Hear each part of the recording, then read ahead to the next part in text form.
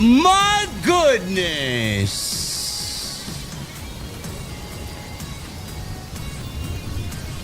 Yes.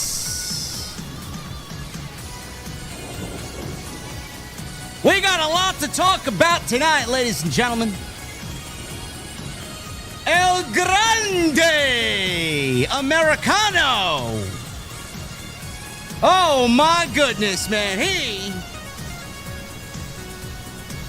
is going to be Mr. Money in the Bank. No, not really. No, not really. I'm going with LA Knight. For all you LA Knight fanatics out there. But El Grande Americano. You gotta win tonight. And social media, like the woke snowflakes that they are, have a problem with my guy Americano, bro. I don't know what to tell you. CM Punk has not advanced to Money in the Bank. Don't worry, he'll be there on Saturday. Stephanie Vaquer has arrived, and she is going to Money in the Bank, though she will not win Money in the Bank. It's way too soon. Way too soon. And Monday Night Raw tonight as a whole was a very fun show. Much better, at least compared to the last couple of weeks. We got a lot to talk about from Tulsa, Oklahoma. Tonight we're drinking at the Beer Garden, man. It was a beautiful, balmy 75 degrees in New York City. So I'm feeling some adult beverages outside with the fire pits going tonight, man. And when I get there on this Monday night, I want to know, what the fuck are you guys drinking? I'll see you over there.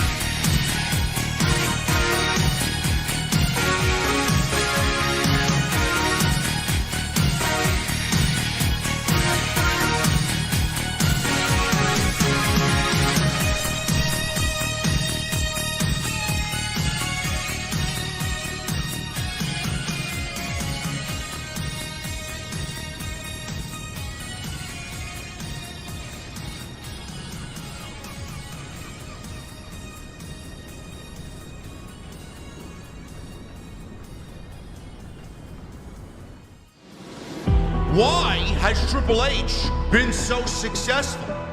Why is Triple H running WWE better than Vince McMahon and Bruce Pritchard on Monday and Friday night? Long-term booking.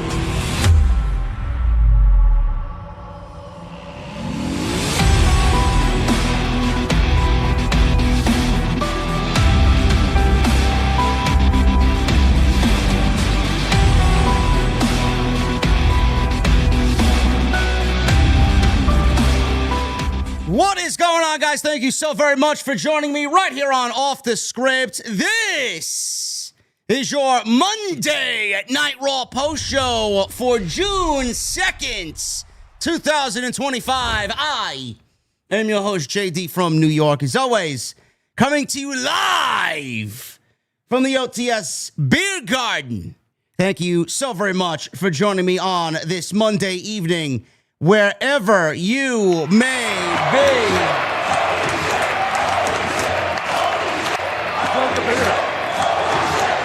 I drank another beer. 3 beers. 4 4 beers. Oh, no. 5 beers. Oh, 6 beers. 7 beers. 8 beers. 9 beers. And a Bloody Mary.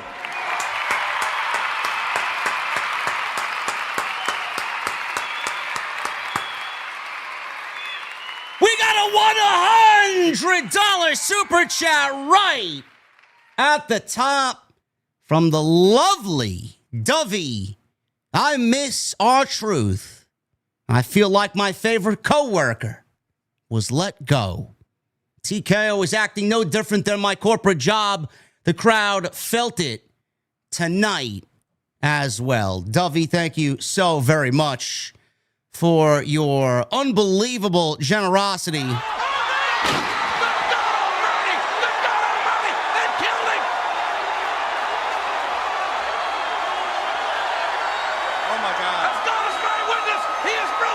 Absolutely, man. Every time you guys come in big, man.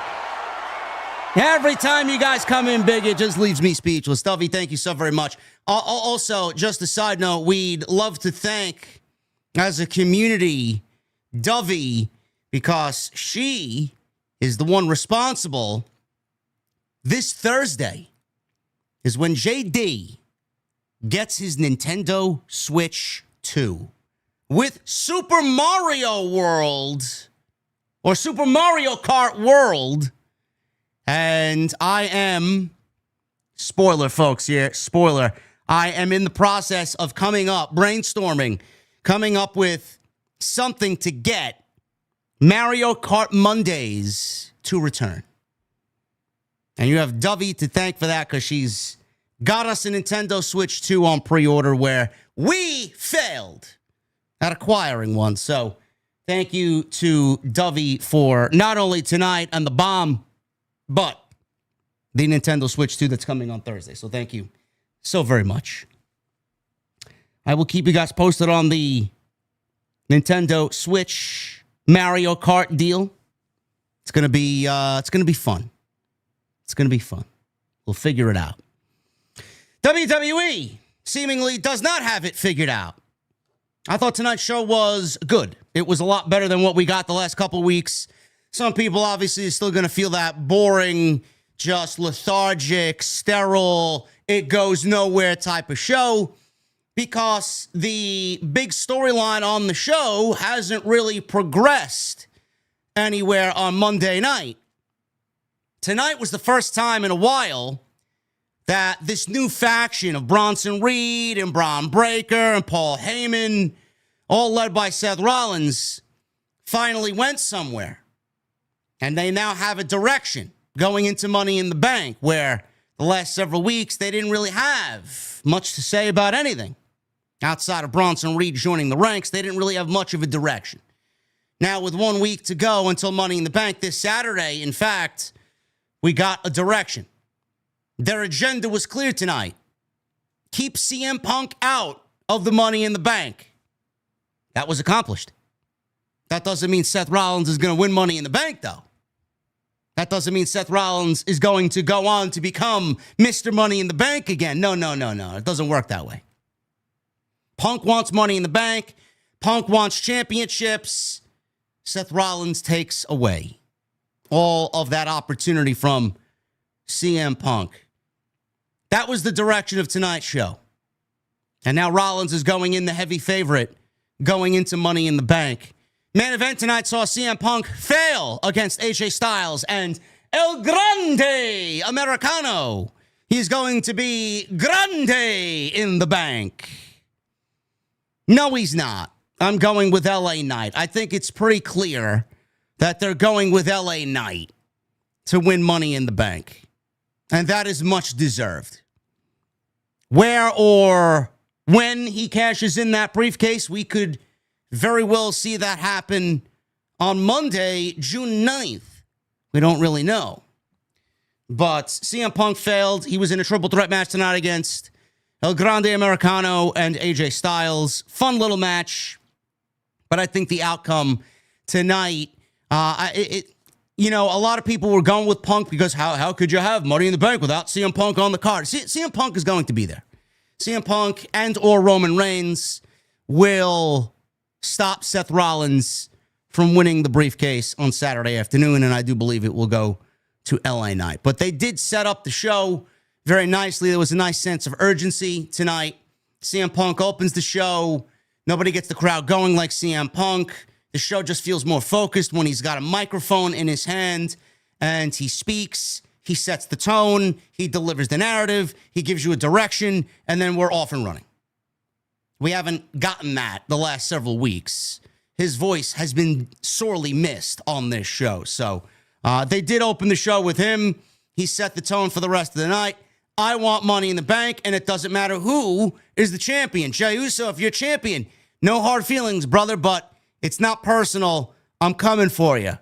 And then John Cena. Obviously, we know the history between CM Punk and John Cena. John Cena will still be the champion, and we will get Cena and Punk at some point in 2025 before Cena goes bye-bye. But Sami Zayn, he was the wrench in all of that tonight. He stopped CM Punk and added a little cherry on top of the Punk Sunday. He basically urged and went out there and pleaded with CM Punk that he needs to win. He needs to win this triple threat match tonight. He needs to qualify. He needs to go to Money in the Bank and win Money in the Bank because of what Seth Rollins is doing to Monday Night Raw. I don't know exactly what he's doing. It doesn't really feel like a takeover of sorts. They haven't really done anything, but they are in number the most dominant faction on Monday night. We need to take that away from Rollins because that's what he's gunning for. And then Sami Zayn basically said, when you win that briefcase and you win your championship, I also stated I'm going to win championships, and this is not going to be the last time you and I are in the ring. Next time it does happen, it will be under very different circumstances. So I did like the tone that they set to open the show. I didn't think Punk was going to win tonight. I was actually going with Grande Americano because I figured just in number Rollins group, who still doesn't have a name, by the way, they were just going to be too much for the babyfaces and too much for CM Punk tonight, and that's exactly what happened. So El Grande Americano is in Money in the Bank. We'll go over how exactly all that happened. I thought it was a great open to the show, and they end the show with CM Punk and the babyfaces, again, falling short against Rollins and his new supergroup of Bron Breakker and Bronson Reed. Stephanie Vaquer, she officially made her Monday Night Raw debut. Now, this is not her in-ring debut. This is her officially as a full-fledged member of the Raw roster, as she just lost the NXT Women's Championship to Jacy Jayne. Yes, I watched a very mid NXT. I still don't know what you guys see in NXT. I legitimately watched it right after Jason and I finished TNT last week. You guys were raving about it. What an NXT show. I still don't know what you guys are watching. Yes, she lost the NXT Women's Championship to Jacy Jayne. Yes, I did not stutter. Out of all the women on that roster, it went to one of the worst. So I don't know what's in the water down at Winter Park, Florida, but clearly Shawn Michaels has had a little bit too much of it. She's now officially on the Monday Night Raw brand, which is one hell of a fucking move for the brand and the women's division. I did not expect her to win Money in the Bank, but I did fully expect her to qualify because the match is better when she's in it rather than not. So she's in it. And I'm going to go out on a limb and say this is the best field of 6 that the women's Money in the Bank ladder match has ever seen. Stephanie Vaquer is not winning Money in the Bank. She did great tonight. She always does great. Always does great. Stephanie's not winning Money in the Bank. Julia's not winning Money in the Bank. Rhea Ripley's not winning Money in the Bank. Roxanne Perez has a chance to win Money in the Bank, though I am not going with her. Alexa Bliss is not winning Money in the Bank. Naomi is going to win. In my honest and humble opinion, Naomi is going to win women's Money in the Bank. That's who I'm going with. It's either Naomi or Roxanne. I don't think it is any of the other women in that match. So that is, I guess, my early prediction. We're going Naomi and LA Knight. Yeah. To win Money in the Bank. So, yeah, Stephanie's on Monday Night Raw. She did very good tonight against Liv and Ivy Nile. That was the last of the women's qualifiers. Sami Zayn had a run-in, not only with Punk, but with Karrion Kross, who did not get a Money in the Bank qualifier. Fans were hoping that he'd take out AJ, or AJ would get taken out, or El Grande Americano would get taken out. That did not happen. That did not happen. Yeah. You know, I feel like my Alexa has just went on. I feel like my Amazon Alexa just went on because I mentioned Alexa. I hear music. Give me a second.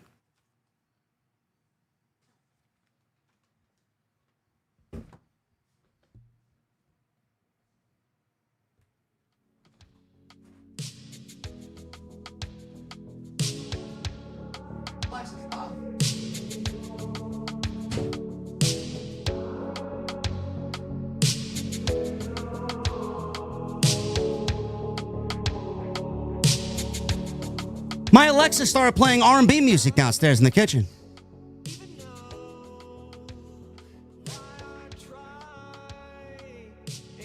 It's crazy. Now I know to unplug it when I do my streams and I have to talk about so-and-so on this show. Anyway, that was your Monday Night Raw. We'll get into it. Yes, I have long hair. Yeah. At least I have hair, man. Anyway, sorry for the minor hiccup there. No, my fault. These fucking devices are spying on us, man. The government is spying on us with these smart devices that we are so addicted to. Anyway, thank you guys very much. Tonight we're sponsored by Groove Life. Yeah, man, we're sponsored by Groove Life tonight. Father's Day's coming up. You guys want a spoiler on Father's Day? I got it for you right here, man. Look at this packaging. Nice aluminum tin here. We got Groove Life. And we got the Stealth Wallet. Look at this bad boy, man. Oh, my goodness. Look at that. That is sleek. Look at that, man. Boom. Nice and easy. It even has a space for your cash right there, man. Look at that. Nice little cash compartment. I'm telling you, man, your father's going to love this for Father's Day, man. Groove Life tonight, sponsoring the show right here on Off the Script. I left you guys a link in the live stream chat. Go and click that. You're going to save some big bucks this Father's Day. So make sure you guys go and check them out. Want to thank them for once again sponsoring the show right here on Off the Script. Tonight, sponsored by Groove Life. Follow me on social media at JDfromNY206, Twitter, Instagram, TikTok, and Cameo. Hit that subscribe button down below. We are well on our way to 172,000 subscribers. We just hit 171 legitimately a few days ago.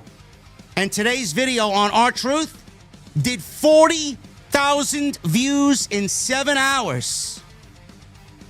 You guys fucking killed it. We got 3,000 likes. We got over 1,000 comments. You guys legitimately fucking killed it on today's upload. Couldn't thank you guys enough, man. So if you guys missed that, my initial thought, I waited. I'm the type of guy that doesn't rush to get content out there as it breaks, because you always know there's going to be this piece of news and this piece of news on it. I like when everything is just kind of together. So we waited till today. I knew there'd be something from Sat. I knew there'd be something from PW Insider. Today's video was tremendous. Go and check it out. It's on the homepage. Tomorrow, TNT, episode 98. Most certainly, the The Solid Monster and I will be talking about R-Truth, Carlito, Sarah Logan got released, and we'll talk about Money in the Bank, and we will go over all of your weekly pro wrestling news tomorrow, man. Should be a big episode tomorrow. Tuesday Night Titans with the one and only Solid Monster, man. So join us at 8:30 p.m. tomorrow right here on the channel. Follow me on social media at JD from NY206, Twitter, Instagram, TikTok, and Cameo. Hit that subscribe button down below. Turn on the bell for notifications. If you guys are watching me after the fact, leave a comment down below. Let me know what you thought of Monday Night Raw. And please get those super chats in. It's the best way to support what we do here. First stream of the month. Let's start the month of June off hot. Like Dovey. Amanda comes in with the 20. We got one from Joey Taylor before. You guys are killing it already. So get those super chats in, and we'll hang out with our cold beverages at the end of tonight's stream. Again, sponsored by my friends over at Groove Life.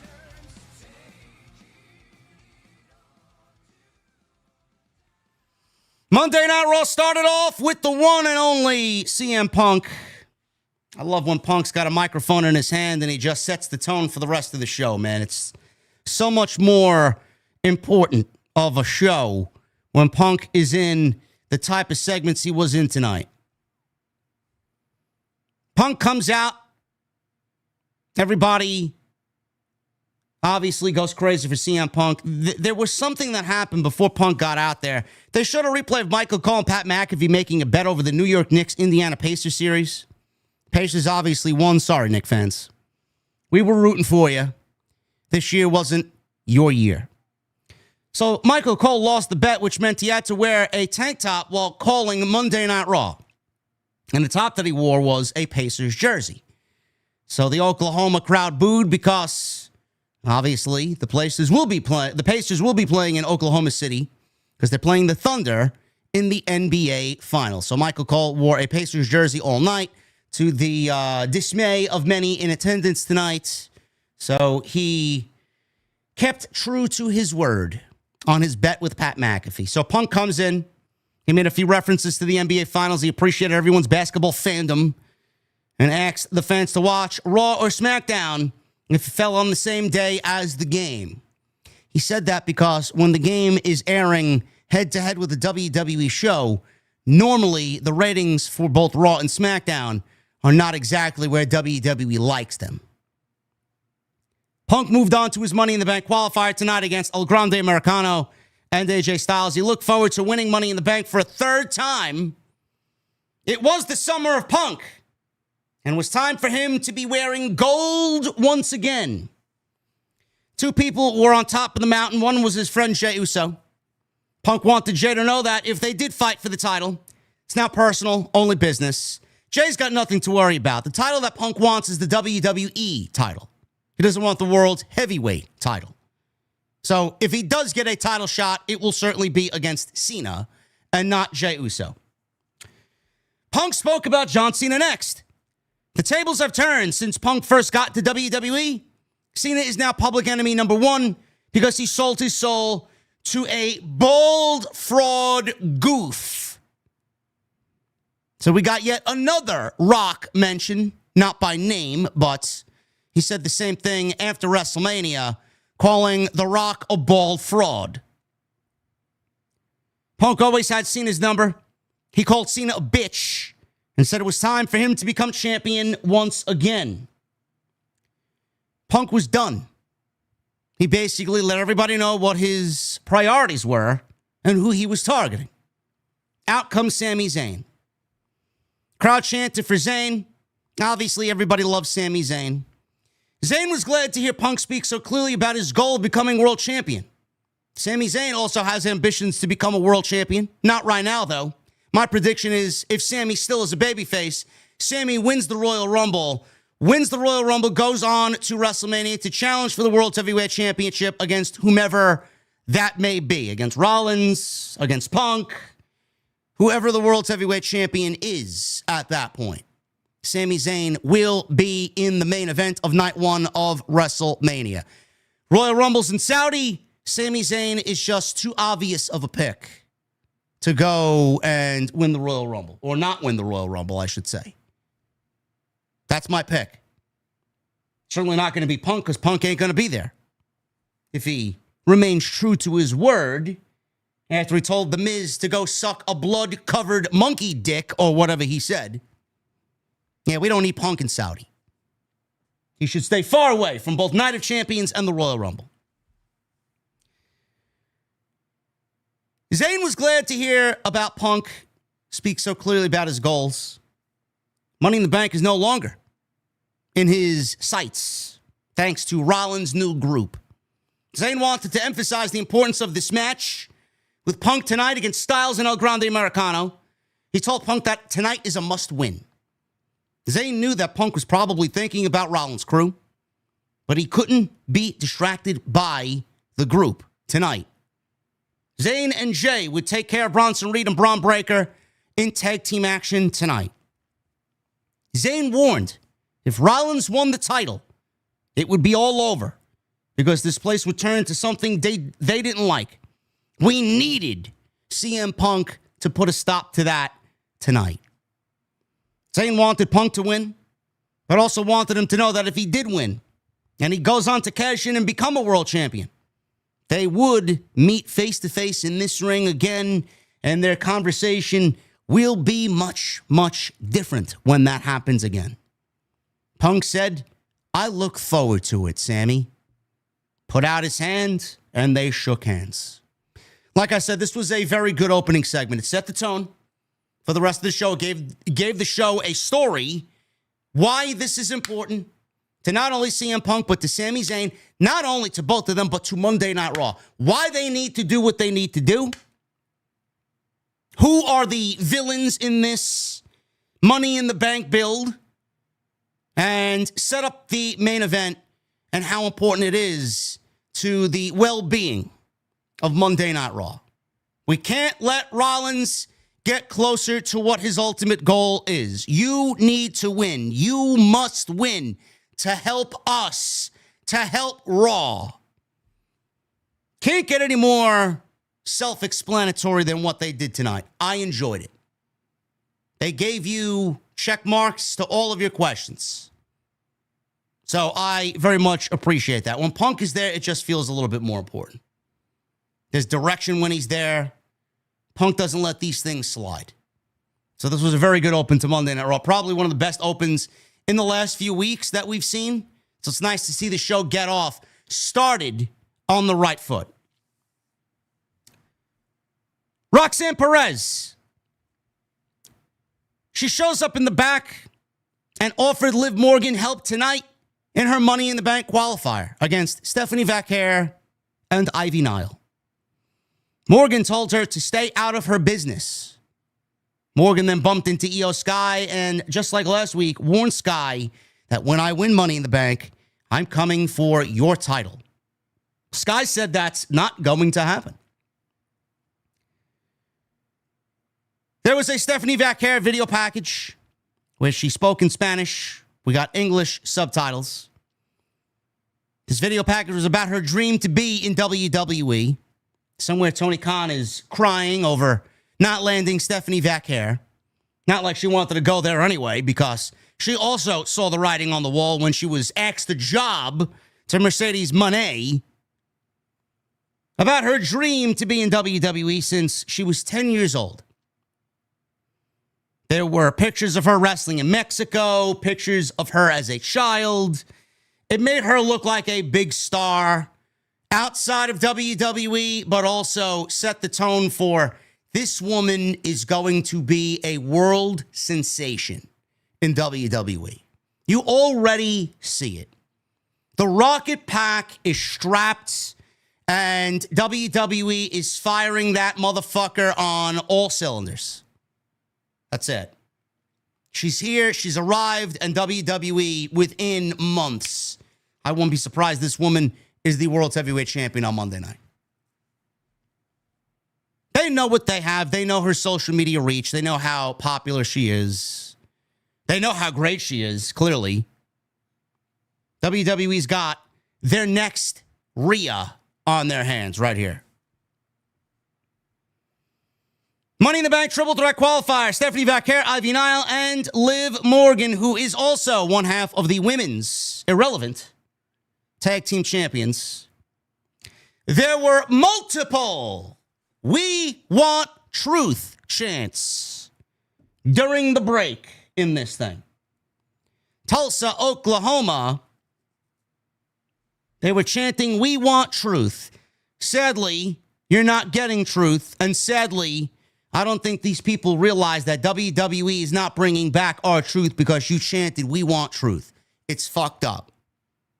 It is very fucked up. And I said as much on my video today. How WWE did not even offer him an ambassador role, a producer role. We could still get that happen. We could still get Truth in one of those roles. We don't know.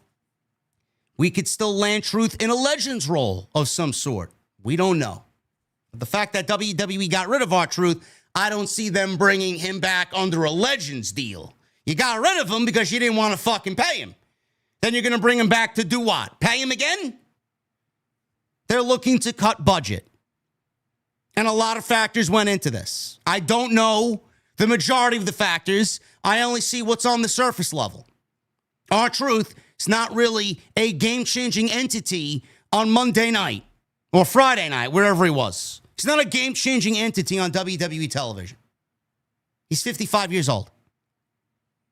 They looked at his age. They looked at what he was making. They looked at his position in the company and thought that it would be best to let him walk. It's fucked up. 17 years of equity, 17 years of knowledge, 17 years of trust, 17 years of loyalty built up. And that's the way that they treat him. It's fucked up. For all the people saying, "Oh, well, JD from NY 206, it's business, pal." These people don't know fucking business. The only business that they know is getting up off of their fucking couch and feeding their fucking face with handfuls of food every 15 minutes. That's the business that they know. They don't know business. I got to hear business from fucking faceless social media account. JD, it's business. Oh, yeah? How about you shut the fuck up about business? Our Truth was so much more valuable than what WWE thought. 55 years old, not really a thing on television. He's more of a comedy guy. Meanwhile, you couldn't find one fucking person in that locker room, one fucking person in this industry who said anything negative about our Truth. Now, does it hurt me personally? No. None of this hurts me personally. I simply come on here and I talk about the good, the bad, the ugly. Give my opinion, just like everybody else. It doesn't hurt me personally. I don't give a fuck where he goes. I don't give a shit what he does. I'm just calling out the wrong in the situation. Our Truth's going to be fine. Our Truth lasted there. Our Truth is on an island with a group of people, and it's a very small collection of people. Our Truth has done the one thing in WWE that is very difficult to do. He's lasted there for 17 years. Some people don't last 7 fucking weeks in WWE. He's lasted 17 years. He will be fine. If he wants to continue to work, there are multiple promoters and promotions that will immediately have him because they know what he's worth. And they know what he is able to bring to the table and the audience that he would command on the indies or in a TNA or an MLW or wherever, GCW, any one of these indie places. They will show up and show out for our Truth. But for people to sit there, oh, it's not a big deal. Oh, it's business. These WWE dick lickers. I don't really understand why you lick the dick of these billionaires, bro. There's so many Tony Khan dick lickers out there. I mean, it's disgusting. There's a lot of people that do the same thing for WWE as well. Why? Why? And then when people like me say it's bad and the show sucks and this sucks and that sucks, then I'm labeled something that I'm really not. It's just that these people can't handle criticism and they can't handle the fact that someone is strong enough in their opinion to let them know exactly how things are. I love bringing a little doom and gloom to your day, letting you know exactly what the fuck's going on. You don't have to listen to me. You don't have to take what I say at face value. Most of you don't. But I know that pro wrestling in 2025 is a steaming pile of fucking garbage. Pro wrestling sucks this year. It's awful. There's nothing captivating about it. It's nothing more than fucking... It's almost as if you're watching AI-driven slop in real life. That's what it is. Lazy storylines that are manufactured over and over and over again. There's no emotion. They just go through the motions. There's no real sense of urgency in 2025 because they're making so much fucking money. So much money. WWE's making so much money. AEW got their new fucking TV deal. They don't have to do anything. They got paid for the next 4 years. They don't need to do anything. In their eyes, they win. But then you get someone like R-Truth. Sure, budget cuts are necessary for a business to continue to grow, right? Got to cut the fat. But someone like R-Truth who's been more valuable to that locker room than many that have walked through it, how you let him walk? I don't know. I said this today. I used baseball references on my video today. Chipper Jones and Yadier Molina and Derek Jeter. It's almost like you let Bobby Cox of the Atlanta Braves, one of the greatest managers of all time. He's got one championship to show for it. Fantastic. Bobby Cox, one of the greatest managers of all time. It's almost as if the WWE let Bobby Cox walk. Hey, you know what, man? We don't need you. You've been here for so fucking long. We don't need you no more. We're not going to give you anything after retirement. The Braves would give him like an office role or like an assistant role next to the general manager, some overseeing role, nothing. They didn't give R-Truth nothing. They gave him his walking papers. Yeah, man, we're not bringing you back. We wish you your best in your future endeavors. How fucked up is that? The WWE isn't a family-run business anymore. It's anything but. It's nothing more than greedy suits and ties who jerk off to their mountains of money and make love to their mountains of money. Their money is their god. These people are fucking fucked up. They're all fucked up. They prioritize things like that in their life. Meanwhile, to me and to you, a normal human being, that only goes so far. Because the more you feel that way, the more empty you feel. And that's exactly what the WWE locker room feels today. Empty. Empty. Because R-Truth is not there. R-Truth is not there to bring fun to the locker room. Now everybody's, again, walking on eggshells. One guy, Sapp said this new regime is ruthless. Ruthless. We didn't hear those words thrown around when Triple H first took over. Now we're hearing them. That was a word that was thrown around when Vince McMahon was there. Ruthless. Imagine that. The balance for TKO right now and what they're doing, the balance of business and earning the fans' trust, it is completely lopsided right now. They don't have the fans' trust. They got the fucking idiots' trust out there who's spending thousands upon thousands upon thousands of dollars to sit at these fucking AI-driven shows. But the trust and the business aspect, they are completely off balance right now. It is not even.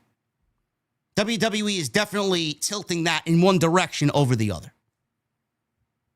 And you start to feel it, you start to see it on social media. WWE and the goodwill that they have accumulated has dissipated. It's almost disappeared, gone up in smoke over the last 12 months. I'd even say over the last 6 months. Gone up in smoke. It is not the same as it was when Cody won the title in Philadelphia. It's all gone. It's all gone. I don't know what happened this year. As soon as we turned the page to 2025, it was like the devil came out to play. Company is not the same as it was in 2024. I don't know where it went wrong and what happened. But moves like this not only will abandon the locker room and the trust and the faith and the hope that you are asking from those men and women, but the fans as well. I said it today. The release of R-Truth, because that's exactly what he labeled it as a release. He even said it in his tweet. So I'm just using the word that he used, release. He's not being brought back. The heart and soul of that locker room is gone. I don't know why they couldn't find another role for him if everybody thought he was so important. Someone like that is important, no matter what these faceless fucking retards say on social media. It's almost like WWE expected to cut the body part off, to cut a limb off, and think the body's going to operate the same way. It's not. The locker room is not going to operate the same way. The locker room is never going to feel the same. Your business might, make more money and continue to make money, but your locker room is never going to operate the same way. So how do you expect if you cut that body part, that limb off, that body is going to operate and function the same way as it did before? It's not. It's not. You can't do that. You can't do that. Addition by subtraction is what Dave Meltzer was saying. It's fantastic. Stephanie Vaquer, Ricky Starks, Ethan Page, Jordan Grace. We got to make room. So out goes Carlito, and out goes R-Truth, and out goes Sarah Logan. It's great. Turnover is always going to be a thing, but not with somebody who is so respected, knowledgeable, and valued like an R-Truth. Sorry. The WWE faith and the trust that the fans had 12 months ago, I don't know where it went. Liv Morgan had Carlito written on her boot tonight. He was also let go from WWE. He's the smartest guy in all of pro wrestling. The guy, he suckered WWE into a massive payday based off one appearance in Puerto Rico, a Backlash a couple of years ago, and rode that wave until he could no longer. He did nothing. Absolutely nothing of note in this second return in WWE. Nothing. He wins. He made money by doing absolutely nothing. He got to be in the Judgment Day, he got to hang around Liv Morgan, and he got to do nothing but play PS5 and eat chicken nuggets with fucking Dominic Mysterio. Who had it better than Carlito? He'll be fine.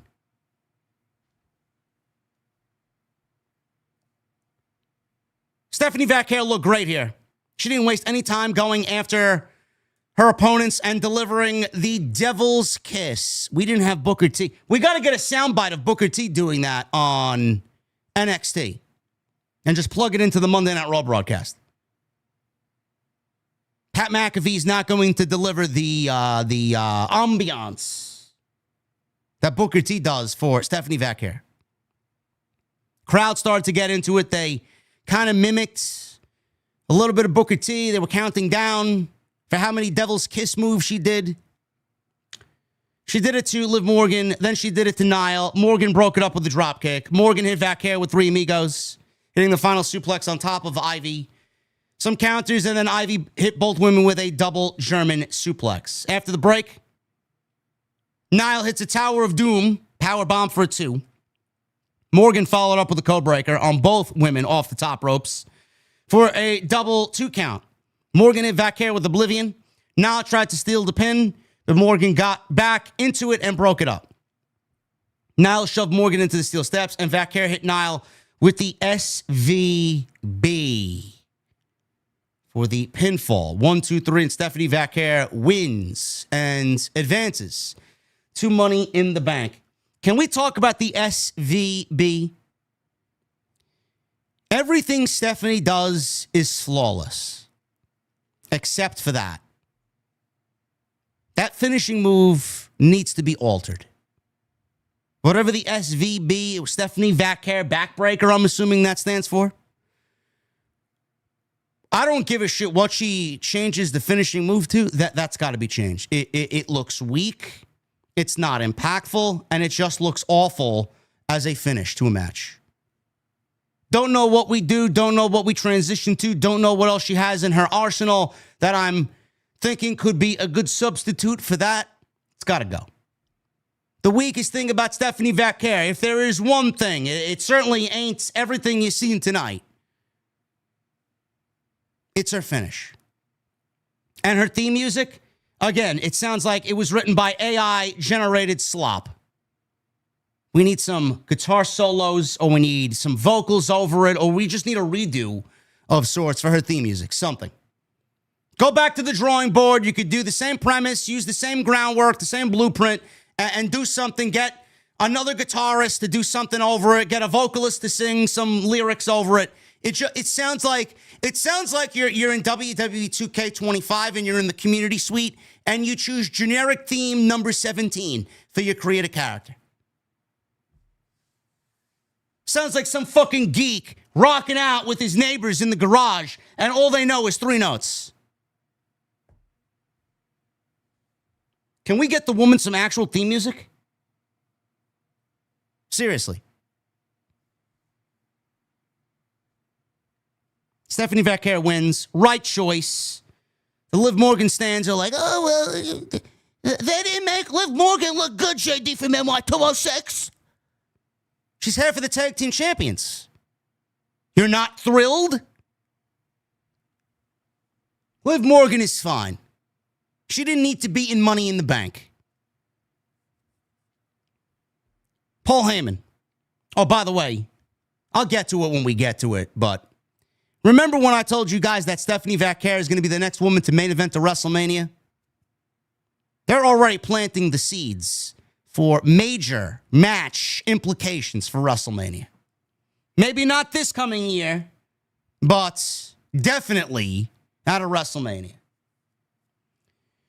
Paul Heyman, he approached AJ Styles backstage and wished him a happy birthday. AJ turns 48 years old today. Oh, but why didn't they release AJ Styles, JD from NY 206? I don't know, fellow geek with a bunch of numbers at the end of your fucking @ on Twitter. Why? Why didn't they release AJ Styles for being 48 years old? Heyman spoke for a while, trying to convince Styles to focus on Dominic Mysterio, back out of the Money in the Bank qualifying match, and go after the Intercontinental Championship because he would rather see Rollins win the Money in the Bank. Styles asked Heyman if he wasn't exhausted, constantly chasing his next meal ticket. Styles did plan on going after Dominic in the IC title in due time, but right now I'm going after Money in the Bank. He didn't respond well to threats and knew Heyman was threatening him. If they tried to push him out, he would push right back. Styles knew Rollins' plan, but everyone had a plan until they got punched in the mouth. AJ versus Seth, imminent? I don't know. We'll see. I didn't really expect AJ to advance in Money in the Bank, so this to me wasn't that big of a deal. It was just Paul Heyman doing the sleazy Paul Heyman thing to do, and that is lobby for a valuable competitor in the Money in the Bank field to give it up and go after the Intercontinental title instead.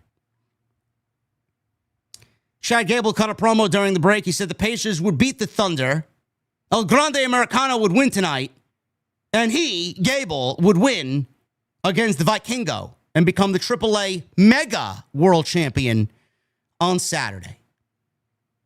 Chad Gable working singular duty this weekend. He's only at Worlds Collide. El Grande Americano will be performing on Money in the Bank Saturday night. Oh, but JD, they're the same person, JD from NY 26. Yeah. Great. Sure. Let me believe, will you? There's a Rusev video package. He didn't appreciate Sheamus, or that Sheamus was disappointed with him last week. Sheamus ran out to help a stranger, but they were friends, and Sheamus didn't help him from falling into the abyss. Sheamus had a body of granite, but a neck of sand. And Rusev had the one move, the accolade that could end him. Rusev warned Sheamus to stay out of his way or he would snap his neck. Sheamus then meets with Tozawa, Maxine, and Natalya. He wanted them to keep their heads up because they have heart, which not many people in WWE have. Clearly, is that a cheap shot at the TKO suits and ties? They don't have heart? He thought Natalya and Dupree could win the women's tag team. Oh, man. When did Sheamus become such a comedian, bro? Natalya and Maxine could win the women's tag team. Oh, man. What if they do, man? What happens after that? What division? What division do we got for Natalya and Maxine Dupree, man? Nothing. There's no division whatsoever. Why we still even have tag team titles is a better question. He thought Natalya and Dupree could win the women's tag team titles. Natalya appreciated the words and had some nice things to say about Maxine. Kathy Kelly interviewed Sheamus. He says he went way back with Rusev, who was a groomsman at his wedding. Rusev's WWE career imploded because of his own bad decisions. And the last place he was at, his career went up in smoke, just like Rusev Day. Sheamus called Rusev a bully. And Sheamus says, I bully bullies. Crowd really reacted to that last line. Rusev hasn't done much of anything since he's been back. Very, very lackluster. Hasn't gotten the right reaction. Hasn't gotten a pop from the crowd. It just feels completely just irrelevant. Nobody cares. A feud with Sheamus, fans are going to care. Now you're going to see the real Rusev. Nobody brings another guy out of their shell like a Sheamus fucking banger. Banger after banger after banger. Going to be good for both guys. Going to be good for both guys. So we go into a break after this. And I just want you guys to know at this point, we're about almost an hour into the show. And there was only one match. One match. We had an opening segment with Punk and Zayn. The women's qualifier for the Money in the Bank. Stephanie versus Liv versus Ivy. One match. And we're going into the second hour. Gotta love the current WWE product, huh? We go from that one match and a couple of backstage segments into the WWE Raw.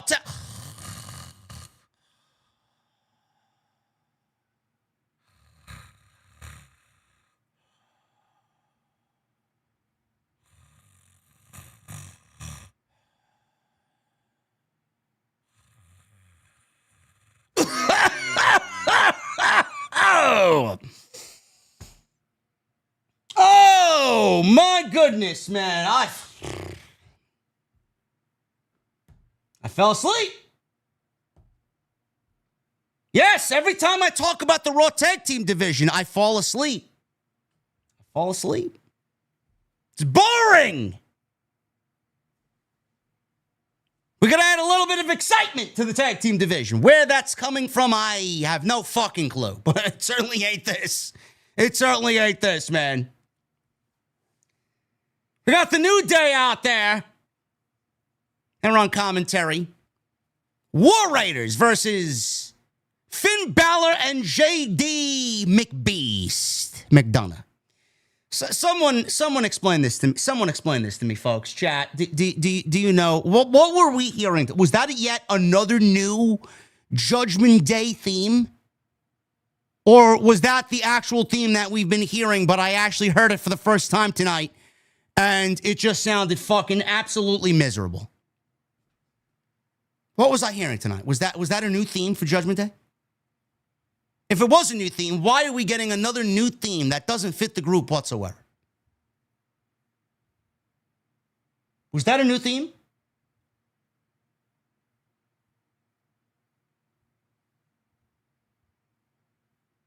Oh my goodness. That was a new theme.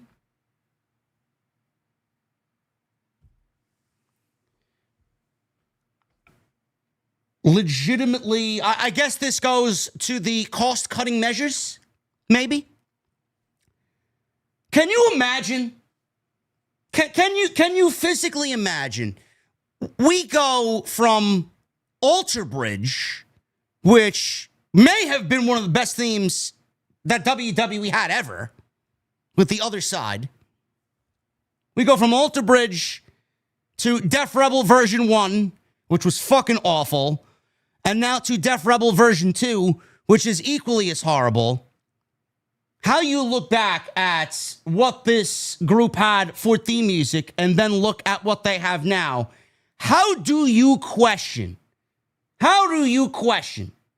not paying Alter Bridge for the copyright or for the fucking license to their music? I don't believe it. I genuinely don't believe it. How someone looks at that and makes that decision, yeah, we'll go with this Def Rebel AI-generated slop. Great. Just awful.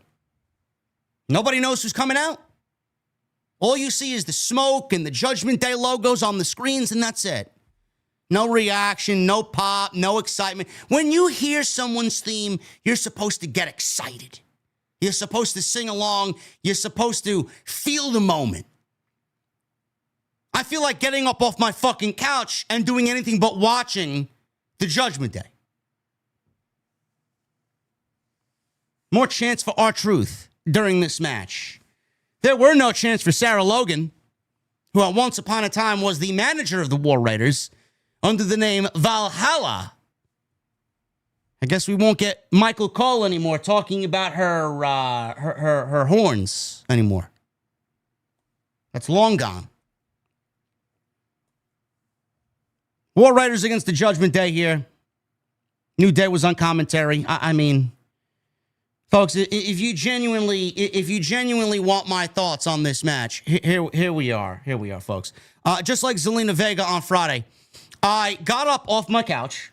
I was laying on my couch under a nice blanket. Windows are open. It's a cool, crisp 58 degrees where I am right now. Beautiful sleeping weather with the windows open. I got up off my couch as soon as I heard the new Judgment Day AI-generated slop theme music. I got up off my couch. I went into the kitchen. I opened up a fresh new bag of coffee. And I measured out 23.4 grams on my coffee scale. Fresh beans. Put them in my fellow O2 grinder, and I ground the coffee beans at a 5.5, and it came out, and the aroma filled my kitchen. I take the grinds, and I put them in my fellow Aiden automatic pour-over machine, and I wait. I wait about 5 minutes, and in 5 minutes, I have a fresh, delicious pour-over coffee. At that same time, I take some vanilla syrup. I put my vanilla syrup in a steam pitcher, and then I add a little half and half, and I steam my milk to a microfoam consistency. I wipe the steam wand down, I pour my microfoam in my coffee, and I'm on my way to go back to my original position on my couch, under my blanket, watching Monday Night Raw with a fresh, hot cup of coffee. And by the time I sit down, the match was over. And the Judgment Day defeat the War Raiders. Excellent. This match was fantastic. Absolutely fantastic.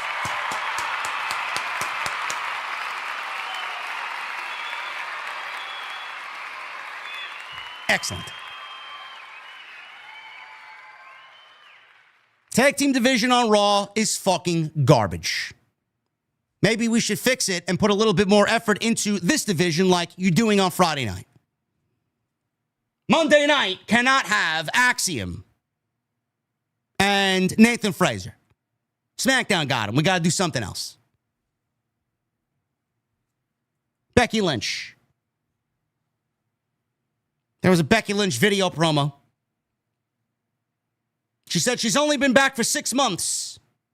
And Lyra Valkyria has cost her the tag team titles and a chance at Money in the Bank. And Lyra accuses her of taking away opportunities. Lyra was an echo chamber for the ignorant who did not understand what greatness was and would never achieve it. Lyra has forgotten everything Lynch did for her. Lyra was in a lose-lose situation at Money in the Bank. Even if Lyra won, Lynch couldn't face her again, but Becky Lynch was the best thing to ever happen to Lyra. Lynch would win, and Lyra would raise her hand, the same hand that would hold her down. Are they setting up a very predictable Becky Lynch win? Because I just can't see Becky Lynch not winning the championship when the stipulation is, if you beat me, I don't challenge for the title as long as you are the champion. Sounds like Becky Lynch is going to be the new Intercontinental Women's Champion. Their first match was great. Hopefully they have the same amount of success at Money in the Bank. New Day advised Grayson Waller to drop Austin Theory, just like they dropped Big E, because he was dead weight, holding him down. I think a lot of fans would like to see that happen, because a lot of fans would like to see Austin Theory join Paul Heyman as the fourth man in Seth Rollins' new group. I don't know how likely that is, but we've been going on. It's almost as if Triple H is fucking with us, man. Almost. How long you think I could hold this off and just mentally break the fan base? This breakup's been happening for like 12 months now. American Made confronted the New Day. They were pissed about the New Day turning on them in their match last week. What a way to make one of your more solid teams look like a bunch of fucking geeks. They were mad at the New Day for turning on them last week when it was a triple threat WWE tag team title match. Every team for himself. Oh, we're mad at you for turning on us. Really? Creeds thought the New Day said, brothers stick together. Kofi said they just misheard them because he said brothers, not brothers, brothers stick together. Xavier Woods suggested American Made help them, but Julius said they were coming after the...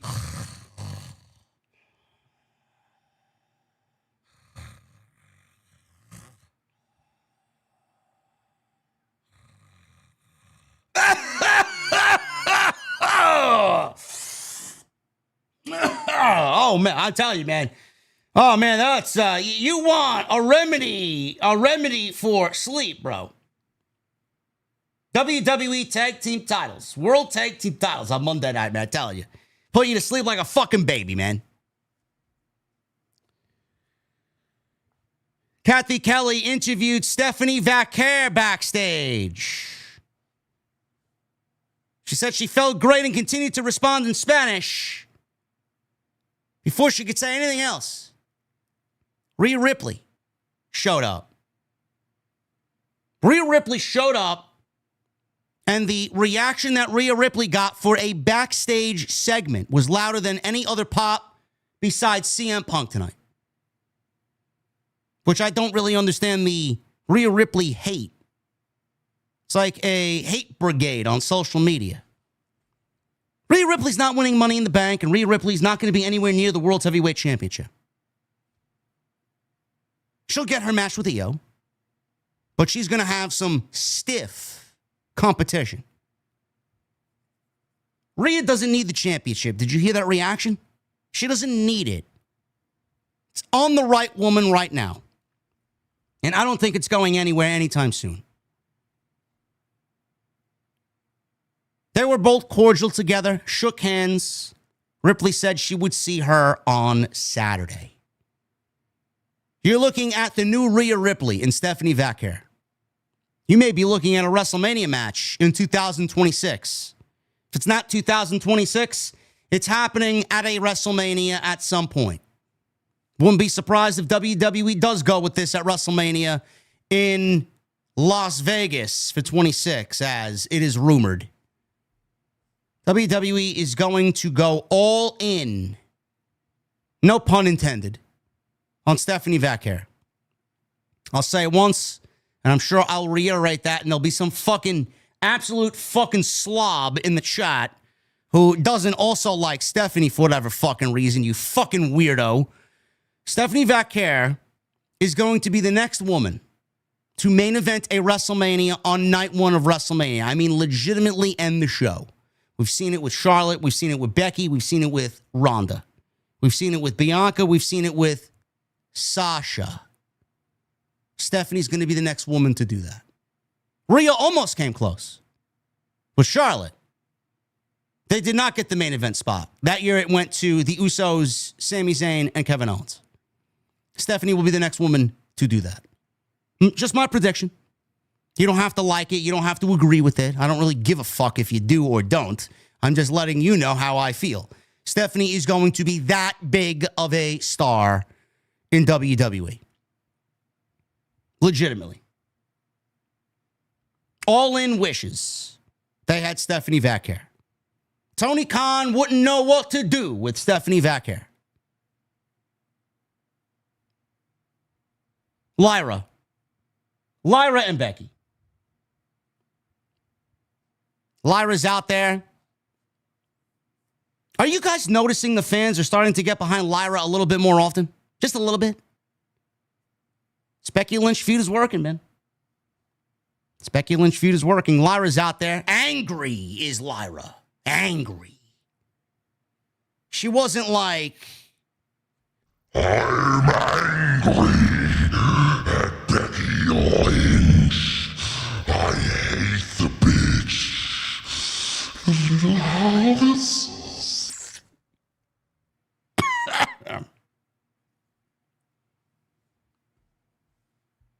Lyra called Lynch a coward for talking big in her backstage segment.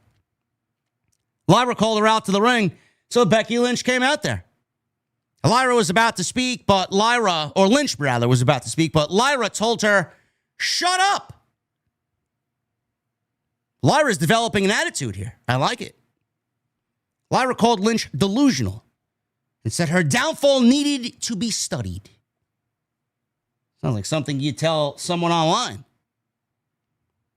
Becky Lynch worked hard to get to the top, but only stayed there because she gave up being a good person.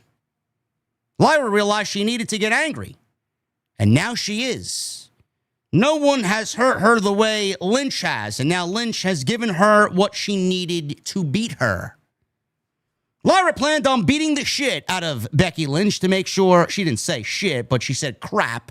I say shit because it's a lot cooler. She planned on beating the shit out of Becky Lynch to make sure she could never poison what it meant to be Women's Intercontinental Champion. What? What? What? What? Yeah, that's the reaction that Lyra got today. Crowd in Tulsa, Oklahoma, they gave Lyra the what treatment? Why? I don't know. I don't know. They gave her the what treatment? I don't know what she was saying that deserved a what treatment, but I guess if these fans are paying for fucking XXXX amount of money for these seats, they could chant whatever the fuck they want, right? Becky Lynch said Lyra's perspective was poisoned. Lynch knew Lyra just wanted a reason to hate her. Lyra wanted to replace Lynch, but nobody could do that. Lynch did not want to hurt Lyra. She wanted to make her better. I think that's worked. She has done that. But that's changed now, and Lyra would have to raise her hand on Saturday. Lynch stormed out of the ring, so Lyra called her to the ring to have their match now. Lynch said she didn't fight in Tulsa. I don't blame her. So she would see her at Money in the Bank. Lyra ran after Becky Lynch and attacked her until officials stepped in. I honestly think whatever they're doing with Becky Lynch and Lyra, it's somewhat working. Hopefully we see a little bit more of a reaction on Saturday at Money in the Bank for their rematch for the Intercontinental Championship. Sami Zayn and Jey Uso. Tag team match here. They entered together. We got the big yeet entrance from Jey and Sami. Sami had Sami glasses like Jey Uso has his glasses. Yeet. His glasses said Sami. They danced. They yeeted. We go into a commercial break because you can't do anything without a fucking commercial break on this show. Sami's out there having fun. Sami Zayn, Jey Uso, Bron Breakker, Bronson Reed. Tag team match here. We'll pick it up after the commercial break. 90 seconds into a commercial break. Gotta love it. Rollins boys worked over Zayn until Reed hits a tornado DDT. Or he hit Reed. That'd be something. Bronson Reed hitting a tornado DDT. Sami hit Bronson Reed with a tornado DDT. He makes a hot tag to Yeet Man. He ran wild on Bron until Bron hit him with a gut buster. Bron went for a big-time spear, but Jey caught him with a super kick. He ran the ropes back and forth. It's like a fucking ping pong ball in there. Jey caught him with a super kick. Jey put Bron in a sleeper. Reed broke it up with a senton. Zayn went after Reed and tried hitting both men with a dive, but they caught him. Jey then wiped everyone out with a suicide dive. Rollins ran down, gave Jey a curb stomp on the outside, which caused a disqualification. Bron plays Zayn on the announce desk. Bronson Reed was going up top, and he was going to basically kill Sami Zayn at this point because he was about to deliver a tsunami off the top rope through the announce table to the outside. CM Punk, thankfully, just like he saved Roman at War Games, saved Sami from impending death here. He attacked Bron from behind with a steel chair, threw it at Bronson Reed's face. Punk went after Rollins. Rollins bailed. Bron was so angry at Punk. Rollins settled him down, and they said, or he said rather to Bron, they had Punk exactly where they need him to be. The plan is unraveling for later on tonight. Punk, Zayn, and Jey stood tall. They got the one-up on the heels here tonight. So far. For now. Liv Morgan. She joined the Judgment Day in the back. Liv Morgan is no dummy, bro. She's no dummy. I would be slightly concerned if I was a Liv Morgan fanatic. Honestly. Like Balor, you see what Balor is doing, and you see what Balor is doing to break up the group and kind of interject himself and just kind of get a nice ring of problems and dilemmas with Liv and Roxanne and Liv and Raquel and Liv and Dominic and Dominic and Raquel and Dominic and Roxanne. I mean, this is what he's wanted. He's wanted this tornado of problems to just grow and fester in his own group. So Morgan shows up in the Judgment Day clubhouse. By the way, no Carlito. Carlito was also given his walking papers. No PlayStation 5 in the Judgment Day clubhouse, man. No WWE 2K25. Looks like with Carlito being given his walking papers, he also took with him the PlayStation 5 that was in the Judgment Day clubhouse. No more. Morgan wants to talk to Finn. She told Balor she knew exactly what he was trying to do by bringing in Roxanne Perez to the Judgment Day. Balor played innocent and reminded her that, no. I only brought her in as an added insurance, and she helped him and JD McBeast win tonight and get one closer to the tag team titles. She can do the same for you. But then he throws it in her face. Well, we won our match. You didn't win your match. You told Roxanne to stay back here.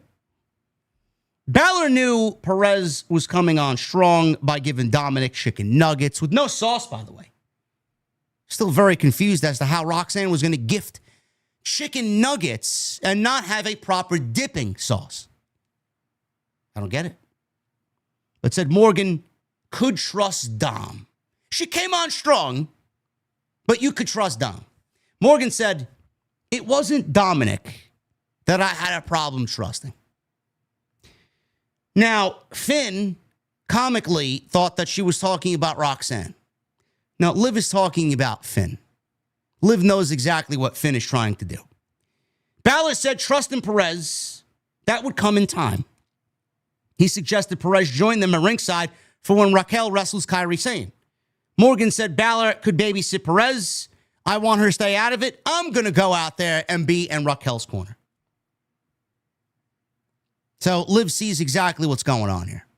Liv is going to beat Balor to the punch, and Liv is going to convince everybody that Balor's the problem. And this is going to lead to Balor being removed from the Judgment Day because this is not causing just a problem with Dominic or a problem with Liv. It's causing a problem between Dominic, Roxanne, Liv, and Raquel. And JD McDonough is... I don't think he wants to choose sides. Because he is basically baby Balor at this point. Dominic was wearing a Carlito t-shirt. He apologized to Balor for costing him the match last week because it looked very suspicious as he threw the steel chair in the ring, which abled Seth Rollins to deliver a curb stomp onto Balor. Balor smiled, patted his title. Dominic looked at the title, looked at Finn.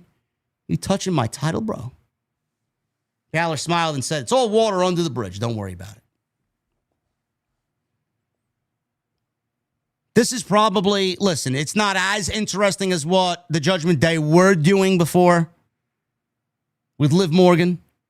This is basically them just repeating the process here with Roxanne Perez. But this was definitely a lot more interesting than what they had the Judgment Day doing before Roxanne Perez. So I'll at least give them that. Kairi Sane and Raquel Rodriguez, this went 6 minutes. The one thing I could report here to you guys is that the loud R-Truth chants were louder here in this match. Crowd chanted for R-Truth again during this match, but much louder than they were earlier. Kairi Sane went to the top. Morgan jumped on the apron to distract her. Io ran out to her music, which is my pet peeve. Sane drove Rodriguez into the ring post. Insane elbow. 1, 2, 3. And Kairi Sane gets another victory. She defeats Raquel in 6 minutes. Karrion Kross. He approached Sami Zayn in the back. Zayn was with the trainer. Zayn wanted to know, what is your deal? Why are you hovering over me? Why are you bothering me? Every time I see you, you got something to say. The last few months, you've just been a fucking pest. What is your deal? Kross told Zayn that he's a liar. That's the problem. That's the problem I have with you, Sammy. He lied to the fans and he lied to himself.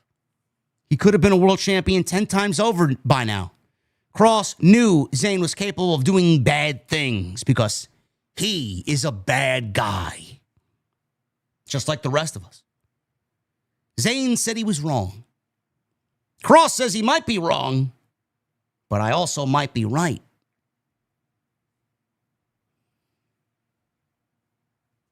I don't know where they're leading with this. First of all, I'd like to say that Karrion Kross not getting a Money in the Bank qualifying match is one of the most tone-deaf, creative decisions that the company's made all year. That's number one. How he didn't even, I don't know how he didn't even get a Money in the Bank qualifying match. How you couldn't give him at least one qualifying match. Make him one of the fucking guys in a triple threat match. Don't get it.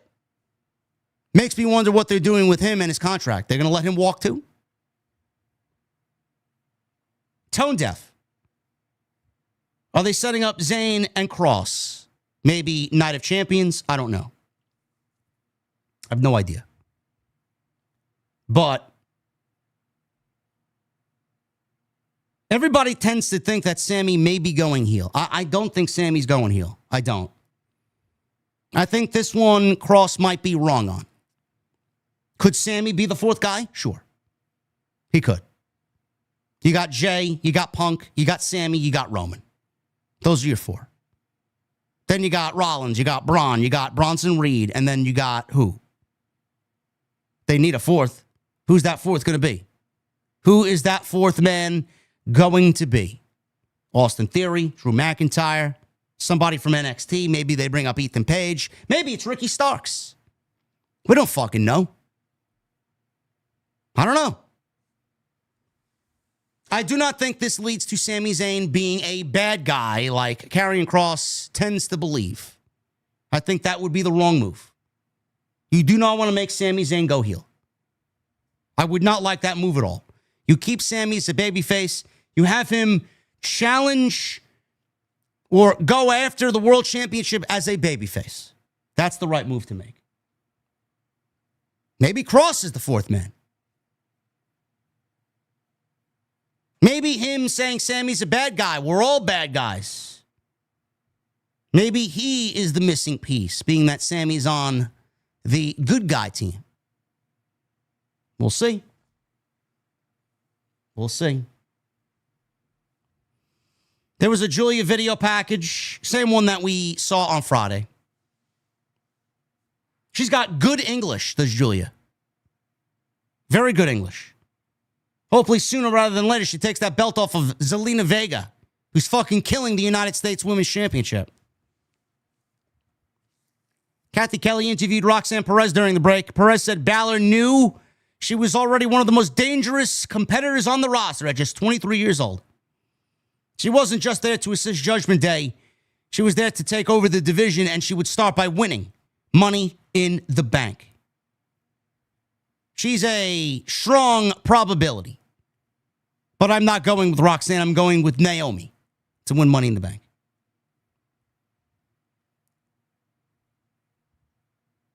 We got a video package of Jey Uso and Gunther for the World Championship. This is next week. Jey Uso's busy at Money in the Bank, teaming with Cody against Logan Paul and John Cena. Jey Uso's in his locker room. Gunther sat down next to Jey. Gunther said the world title was personal to him. So he appreciated the effort Jey put in being a great champion. But because he refuses to think with his head instead of his heart, Gunther would take it back. Jey was too selfless. He helped his friend Sami Zayn tonight, but now he was less than 100%. He might help Punk tonight too, if he needs it. And he was out there helping Cody Rhodes on Saturday at Money in the Bank against John Cena and Logan Paul. None of that was the business of the world champion. Gunther is correct. Cody, Cena, and Logan Paul. None of that is the business of the world champion. None of it. Gunther then thanked him because he knew the moment he lost at Mania, he would avenge that loss. In 1 week, the party was over. He stands up. Jey stands up. Jey responds the only way he knows how. 3 letters, 1 word. Tap. See you next week, G. I don't know what they're planning on next week's Raw. Should be a big one. Gunther is not going to win the championship. If he does, I'd be shocked. Jey is not beating Gunther. I do not see Gunther losing to Jey Uso 2 straight times. I don't see it. I do think whoever wins the men's Money in the Bank is going to cash in, making it a triple threat, or in a worst case scenario, cashing in and winning the championship and taking it off Jey Uso, leaving Gunther without taking a loss. We'll see what happens. Could be LA Knight, could be Seth Rollins. Those are the only 2 guys that I think. It could be Solo, but I don't think Solo is going to win Money in the Bank. I think that would be a complete, absolute fucking situation of creative malpractice. Nobody wants to see Solo Sikoa as the men's Money in the Bank. No.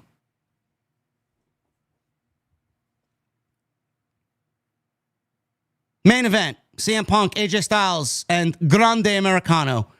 Punk wore some pink and black here tonight. Very Bret Hart inspired with CM Punk.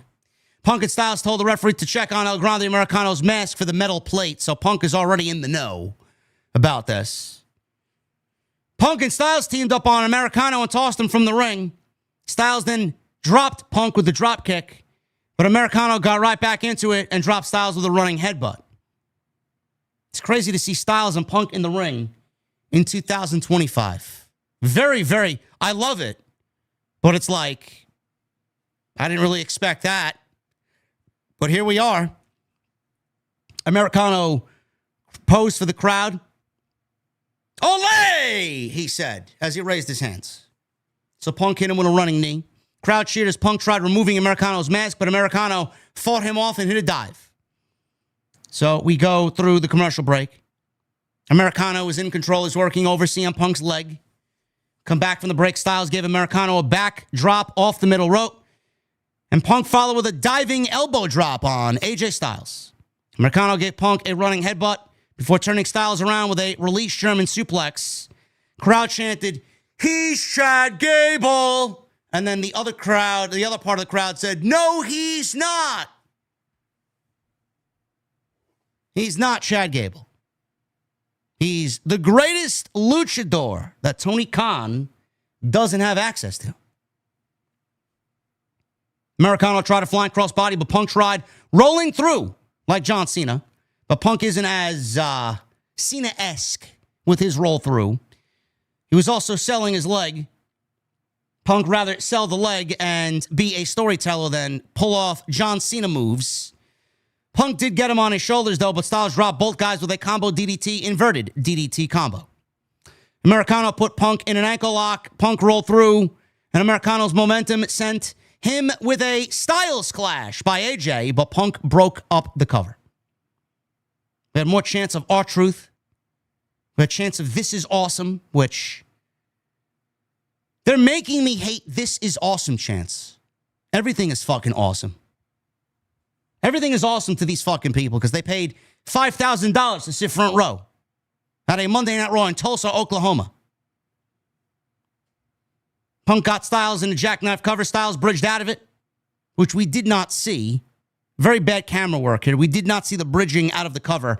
I thought it was a botch because Americano came off the top rope, and I thought he was going to come off the top rope and break the pinfall, and it was way too late. I didn't see the bridge.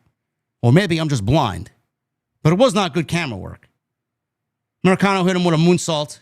Punk hit Americano with a GTS. Breakker pulled him out of the ring. You knew that something was going to happen here because the way Punk positioned himself off of the GTS and the way he made the cover, you just instantly knew that he was positioning himself in a way so someone from the outside can pull him to the outside.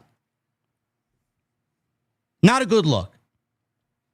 Bron Breakker pulled him to the outside. So Bronson Reed and Bron Breakker are out there. They beat up Punk until Zayn and Jey, they come out to make the save. Everyone brawled. No DQ here. Styles wiped out everybody with a springboard dive. Looked great. He took a massive bump on the outside, did Styles. Hopefully he's all right. Crowd chanted, "Holy shit." Styles went for a phenomenal forearm, but Americano caught him with a midair headbutt with the loaded mask. We presume it was the loaded mask. Gable wins, or Grande Americano wins. He will wrestle at Worlds Collide, and his alter ego will wrestle at Money in the Bank. Stephanie Vaquer will do the same. So both Gable and Vaquer are doing double duty. One will be in the men's Money in the Bank, and also challenging for the AAA Mega World Championship against Vikingo, Chad Gable. Grande Americano will be in the men's ladder match. Stephanie Vaquer will be in a tag team match with Lola Vice, and she will also be in the women's Money in the Bank ladder match. Rollins came down and attacked Punk. They brawled until Breakker speared Punk. Zayn attacked Breakker. All the heels here swarmed him, beat him up. Rollins put him down with a stomp. Rollins stomped Punk. Jey comes in, super kicks Reed, but Breakker speared him, and Rollins gave him a curb stomp as well. Reed flattened Jey with 2 tsunamis off the top rope. And that's the way the show went off the air, with the heel faction that Seth Rollins is leaving. They end the show standing tall over the babyfaces. Punk made his intentions known. He wants a world championship. Sami Zayn urges him to win, otherwise there will be consequences. We need you to win. You're our only hope.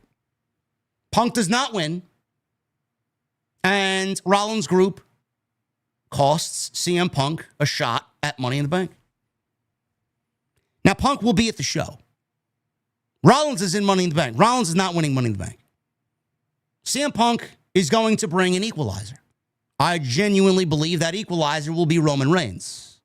I think Roman will be on the show Saturday. He will be there, and he will be possibly joined by Roman Reigns as Punk to help Seth lose the match. I do think that's the way to go. So we'll see what happens there. I think LA Knight wins the men's.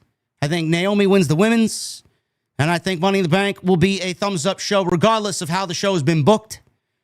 Looks like a good card on paper. It's not the best Money in the Bank show that we've seen, but WWE Creative right now is not operating like they should. I thought tonight's show was fun. I thought it was a lot better than what we've got in the last couple of weeks. But WWE needs to turn this shit up, man. I don't really expect them to turn things up going into Night of Champions, because after this Money in the Bank show on Saturday, we got Saudi. And then right out of Saudi, Night of Champions, we got that's all-in weekend. Great American Bash, Evolution, Saturday night's main event. There's a lot of shows, man. There's a lot of WWE content. It may be too much content. I thought Raw delivered. Nothing groundbreaking. If you missed this show tonight, you didn't really miss much of anything, but it was a solid show, good enough show before I go home into Money in the Bank. But I thank you guys for joining me. We got 2,800 people in here on a Monday night. Thank you very much. Hit that subscribe button down below. Become a part of the OTS family here on Off the Script. We're on our way to 172,000 subscribers. If you guys missed my R-Truth video earlier, all 35 minutes of it, go and check it out. It's on the homepage. We really appreciate you. Go support that video. Continue to hit that thumbs up. We are 200 likes away from 1,000. If you guys are in the chat right now, I'd love if you hit that thumbs up. Helps me out tremendously. Helps the video, helps the channel and the video get into the recommended section. So hit that thumbs up. Hit that subscribe button. Super chats are open. They will remain open. Get them on in. And tonight, we are sponsored by my great friends over at Groove Life. I got the Groove Life Stealth Wallet here, as you guys see right there. We are going to talk about my friends over at Groove Life right here, as they are sponsoring tonight's Monday Night Raw post show right here on Off the Script. Have you guys ever tried to sit down with a wallet so thick it feels like you've got a steel chair in your back pocket? I was walking around like I just took an F5 from Brock Lesnar every time I sat down. I said, enough is enough. Then I tagged in a new partner, the Groove Life Stealth Wallet. This thing is the real undisputed champions of wallets. Slim, durable, and built for action. No gimmicks and no jobbers. So let me shoot straight with you. Minimalist design. This wallet is so sleek, it slides into your jeans like it's working a cruiserweight match. No more wallet bulge, like you're trying to smuggle a title belt into your pocket. Quick access mechanism. One flick of the thumb, and boom, your cards pop out like surprise entrants in the Royal Rumble. And the aerospace grade aluminum, stronger than a steel cage, lighter than Rey Mysterio. And yes, it's got RFID blocking, so no one's pulling a fast one and scanning your cards like a heel with a foreign object. And like Paul Heyman says, this is not a prediction, this is a spoiler. With Father's Day coming up, this is the perfect gift for the dads who've taken more bumps from life than The Undertaker's WrestleMania streak. So if your wallet's working stiff, it's time to call an audible. Hit the link, grab the Groove Life Stealth Wallet, and carry like a champ. Trust me, this is your new main eventer.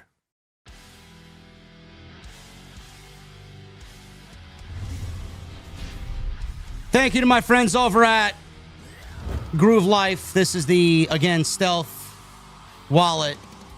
You guys go pick it up today for Father's Day, man. Seriously, it's a great looking wallet.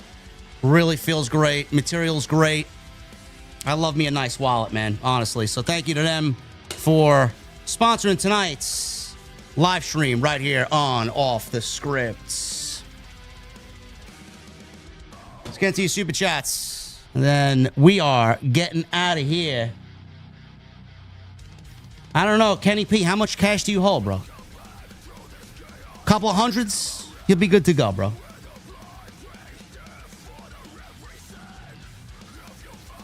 Michael Krause with a $2 super chat. Good Monday, JD and OTS. How's everyone? Let's go. Yeah.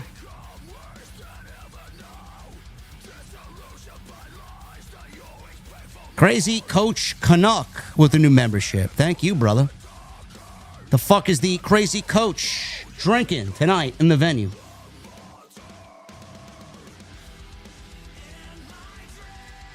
Hardcore Kevin with a $2 super chat. JD, Dunkin' Donuts, Krispy Kreme, or Starbucks? Bro, I've turned into such a coffee snob, bro. It is not even funny, man. You know, Starbucks basically is just a convenience pickup when I'm out. But 9 times out of 10, if there is a legit, like, in-town, unknown coffee shop, I'm going to go and choose them more times than not. I make a better coffee at home than Starbucks. All I got to do is dial in my espresso the right way, and then I got a better coffee than Starbucks. I could charge fucking $10 for a fucking coffee, and you guys love every drop of it. I'm telling you, man, when this pro wrestling thing goes goodbye and it blows up, I'm starting my own coffee shop. Nice little kiosk. Tan May. By the way, Dunkin' Donuts coffee is fucking awful. Just a word of advice. Tan May, 65 months. Tan May is the longest running active VIP in the venue.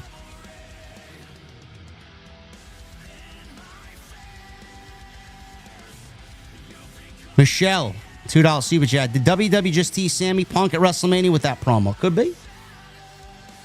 Could be. Sammy Punk, Seth Roman.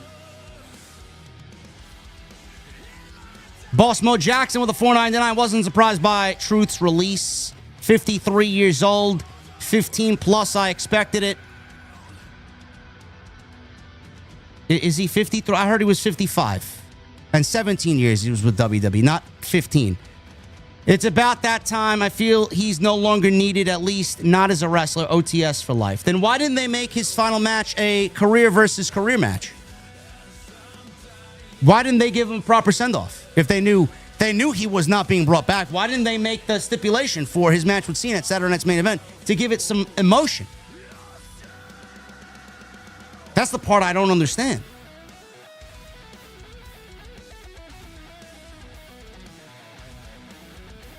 No, you don't get rid of somebody like R-Truth that's been there forever. I hate Vince McMahon with a fucking...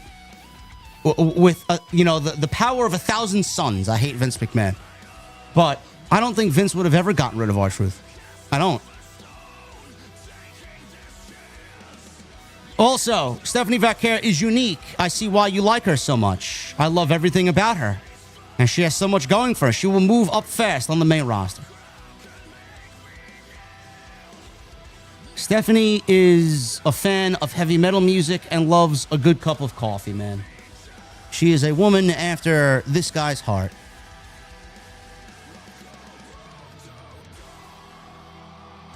Joey Taylor with a $25 super chat. JD, I know you know about the rumors that Stephanie Vaquer and Miles Bourne are dating. They are not. He is married, but not to Stephanie. So he is married, but dating Stephanie on the side, which makes Stephanie the side chick. First of all, Joey, did you consult with Miles Bourne specifically about this news? If not, I don't think you should be talking about another man's love life.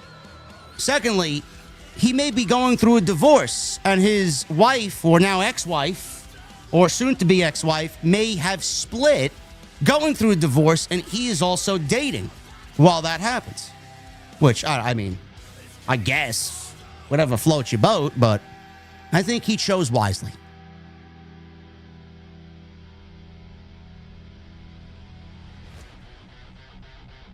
Tony Brown with 36 months. Stephanie Vaquer is 100% certified dessert. No crumbs left on the plate. I clean my dinner plate. Tony Brown, that may be the smartest thing you've ever said, bro.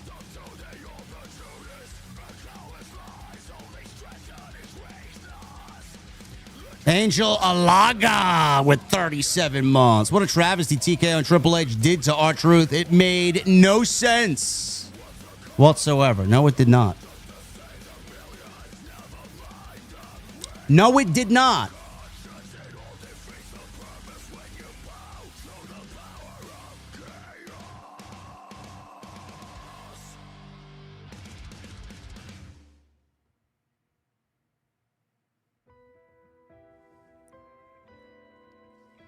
Michelle Moran with a $5 super chat.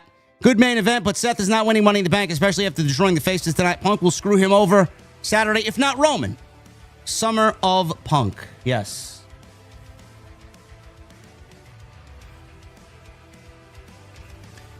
Dovey, again, thank you to the lovely Dovey with the $100 super chat. Appreciate Dovey and all she does here. Eric Newton with a 34 months. R-Truth got done dirty. I normally understand releases happen, but this one genuinely hurt. I could always count on R-Truth to bring a smile to me. You're not the only one, brother. You're not the only one, man. Hooligan, we got a 4-hour Dynamite and Collision this week and a 4-hour Dynamite and Collision next week. I have yet to decide what I'm doing. I may suck it up and just cover both shows. Actually, I may not. I just may cover Dynamite. Have you seen the card? Have you seen the fucking card that this man put together? Holy fuck. Completely just tone deaf to everything, bro. I might not even cover a period.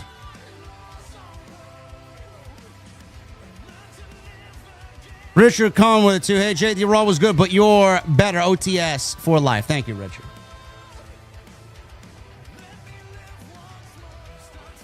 Unraveled Gaming with a $2 super chat.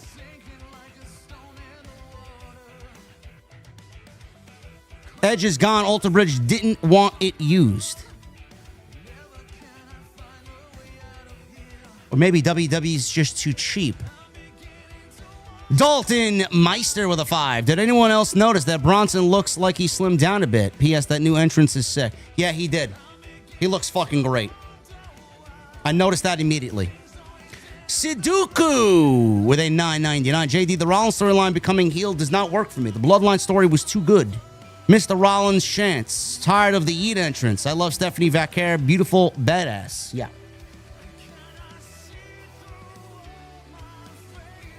She is. I don't know where this Rollins storyline's going. You'll have the geeks. Let it play out. I'm not feeling it yet. CM Punk fan with a 5. Honestly, I'm not going to miss R-Truth in WWE. All right? All right. Toya and Eyes with it, too. Hey, JD, do you think we see Roman at Money in the Bank? Yes, I do. Unravel with a 5. Yesterday was my birthday. Turned 53. Had fun grilling. Valhalla released as well today. Tommy Dreamer offered R-Truth a job in TNA. Told him to contact him. I wouldn't be surprised he ends up there. Honestly. I wouldn't be surprised if he ends up there.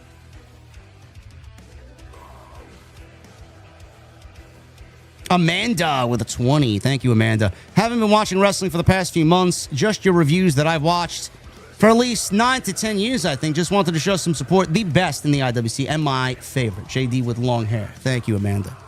Appreciate you.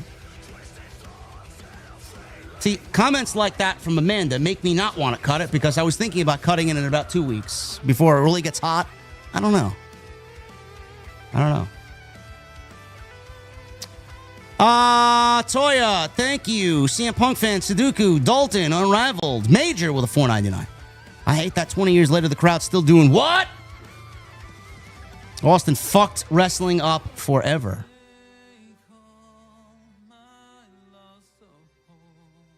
Daniel J with a new membership. Daniel, what are you drinking, bro? Maybe some Jameson? Nice shot at Jameson. DJ925 with a $1.99. Just became a member, Jay. The OTS for life. Hashtag push cross. I agree.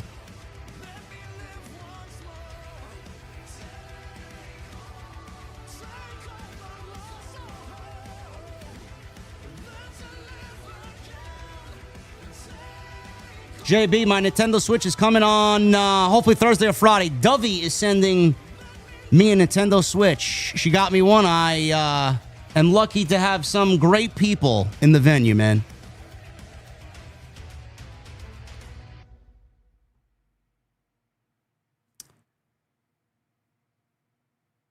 Toya and Nice with a $5 super chat. Liv knows what Finn is doing. They did the same thing to Rhea. And Truth is 53 years old. Is he? All right. 53, 55. It doesn't matter. It doesn't matter. Sidro with a $2. Sidro cheating on me with Solomonster over there, man.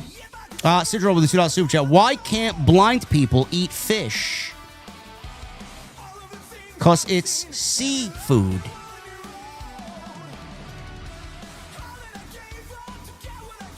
And Sidro with a $5 super chat. Why is the fridge full of stir fry? Must have been sleepwalking again.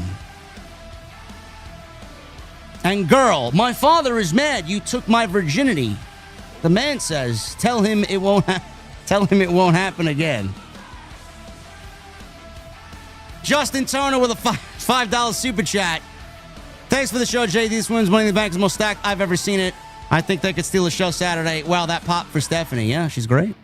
Hey, look at her. Triple M, what's up? My friend, $2 super chat. Thank you, Truth. Also, Prophecy, guns look mid. I mean, they all look mid, bro.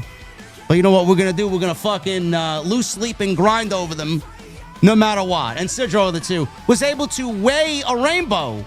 It was pretty light, says Sidro. I like the other ones better, Sid. Anyway, guys, we're about to get out of here, man. I appreciate you guys very much. Thank you for a great stream. We got off to a great start in June. Tomorrow, we'll be back right here on YouTube Live with the one and only the Solomonster. We'll be live tomorrow night, TNT, episode 98. Follow me on social media at JDfromNY206, Twitter, Instagram, TikTok, and Cameo. Go check out today's Truth video and leave that thumbs up and a comment down below. Really appreciate it. Thank you guys for a great stream. I'll see you right back here tomorrow for TNT 98, Tuesday Night Titans. See you guys later.